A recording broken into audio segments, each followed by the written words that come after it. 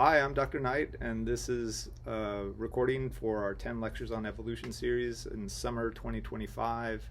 I work at Cal Poly in the Bailey College of Science and Mathematics in the Department of Biological Sciences, and I'm a professor here, and I'm working on this presentation with another student who will introduce herself next. Hi, I'm Keira Engler. I'm a biology and chemistry undergraduate student at Cal Poly in the Bailey College of Science and Math.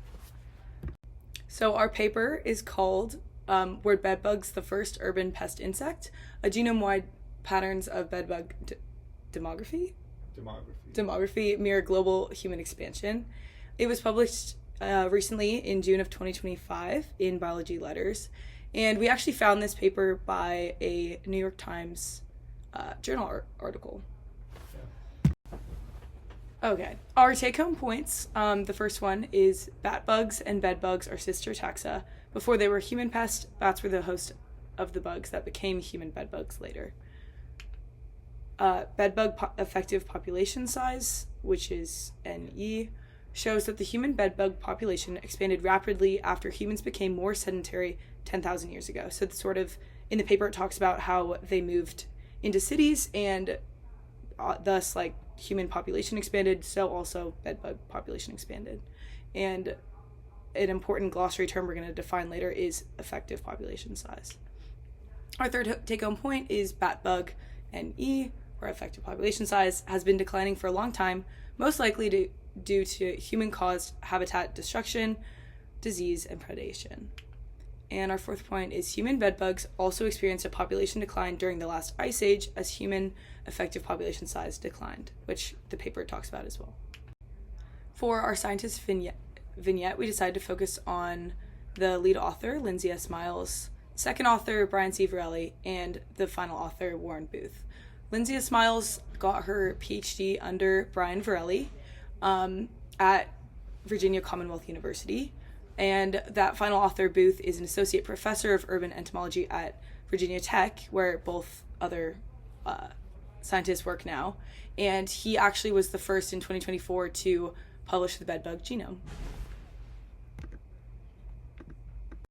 So the abstract of this paper reads, there are calls for research into the historical evolutionary relationships between humans and their commensals, as it would greatly inform models that predict the spread of pests and diseases under urban population expansion. The earliest civilizations emerged approximately 10,000 years ago and created conditions ideal for the establishment and spread of commensal urban pests. Commensal relations between humans and pests likely emerged with these early civilizations. However, for most species, for example, the German cockroach or black rat, these relationships have formed relatively recently, within the last 5,000 years, raising the question of whether others could have emerged earlier. Following comparative whole genome analysis of bedbugs, or Chimex lectularius, belonging to two genetically distinct lineages, one associated with bats and the other with humans, coupled with demographic modeling, our findings suggest that while their association with humans dates back potentially hundreds of thousands of years, a dramatic change in the effective population size of the human-associated lineage occurred approximately 13,000 years ago, a pattern not found in the bat-associated lineage.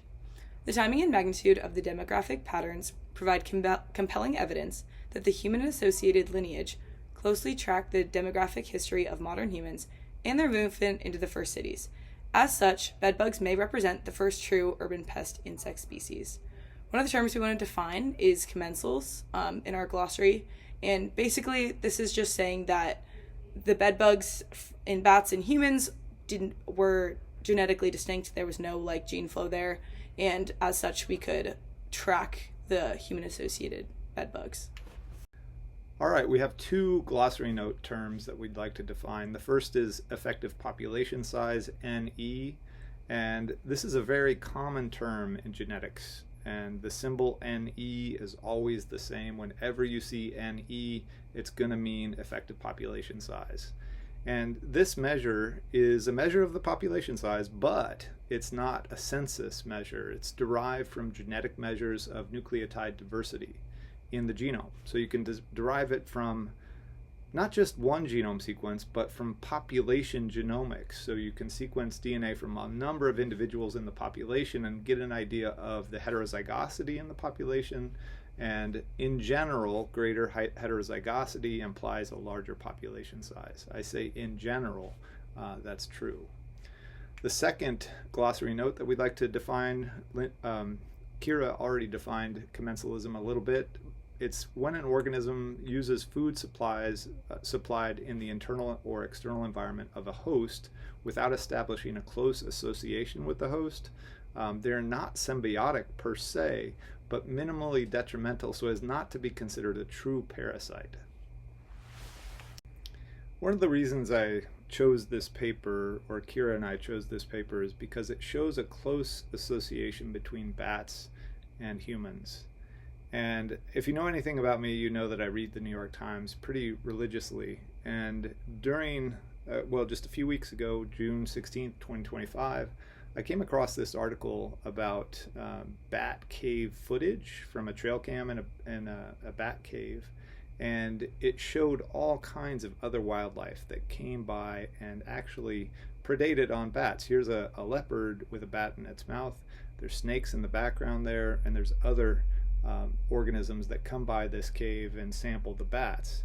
That is, they eat the bats. The video is linked here. In class, I'm going to show the video, but if you want to see the video, just click on that image to the right, and it'll take you right to this image.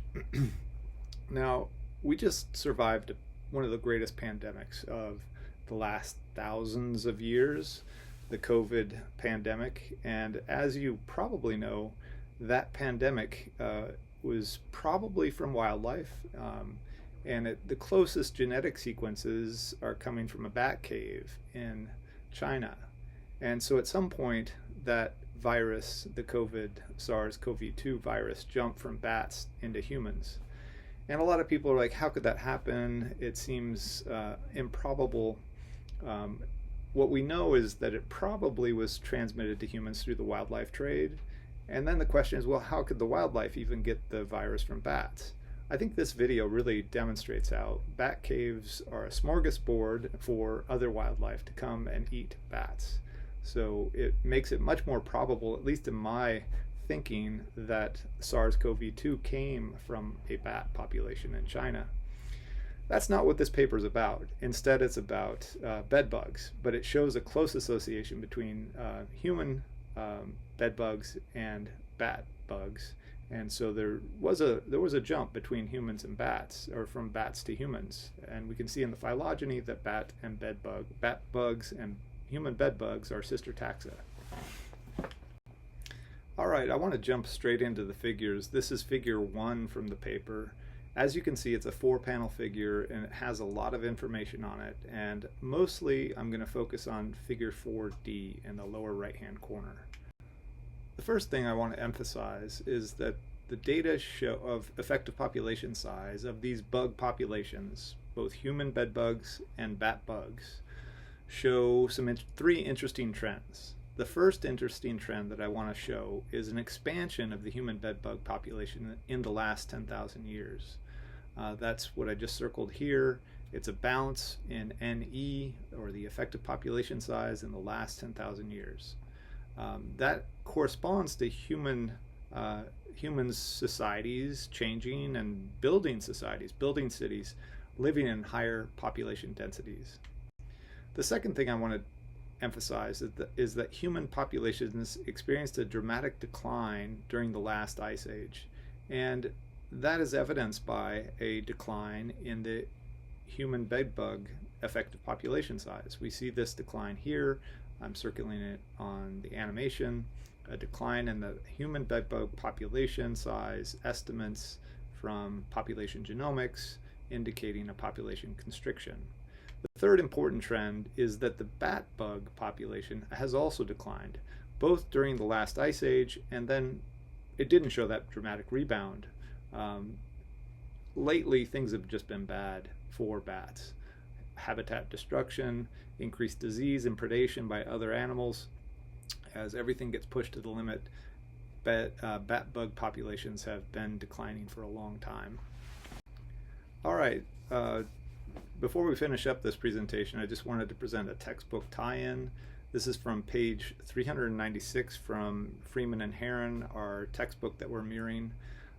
As we were doing this presentation, I thought there's something I remember from when I used to lecture chapter by chapter in the textbook about host switching. What we just saw was a case of host switching from a bat bug to a human host, and the human host, the bugs are now associated with the bed, and that's its habitat, but human skin is probably the main nutrient source for these bugs. But I was remembering this other story about host shifts in feather lice, lice that inhabit the feathers of birds. We're seeing a phylogeny of doves on the left-hand side here, and it shows a number of different divergences and red dots there. There's a bunch of different genus and species names there on the left-hand side. It has a phylogeny of those species. Also, on the right-hand side, it shows the body feather lice.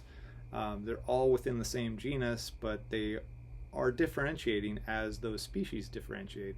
And largely, the two phylogenies of the body feather lice and of the doves are congruent. There's only one case where one dove has populations of body feather lice that are from two different lineages. But all of the other lineages basically speciated when the doves speciated. So there's a complete congruence between the body feather lice phylogeny and the dove phylogeny, except in one instance.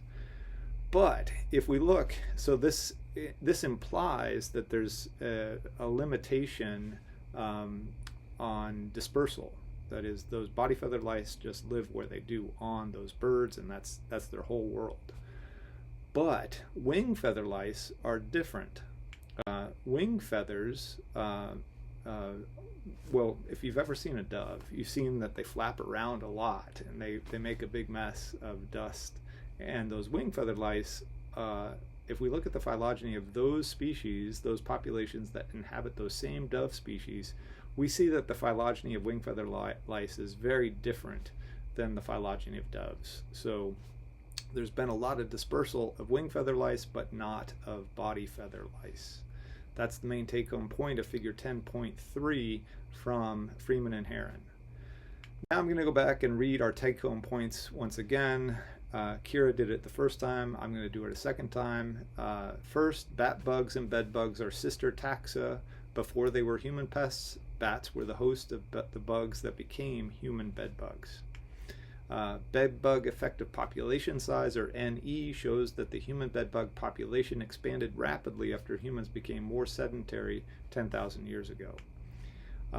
Effective population size we've said on almost every slide in this presentation. It's an important term. Bat bug effective population size has been declining for a long time, most likely due to human-caused habitat destruction, disease, and predation. And human bed bugs also experienced a population decline during the last ice age as human effective population size also declined. So that's it for our presentation. Thank you very much.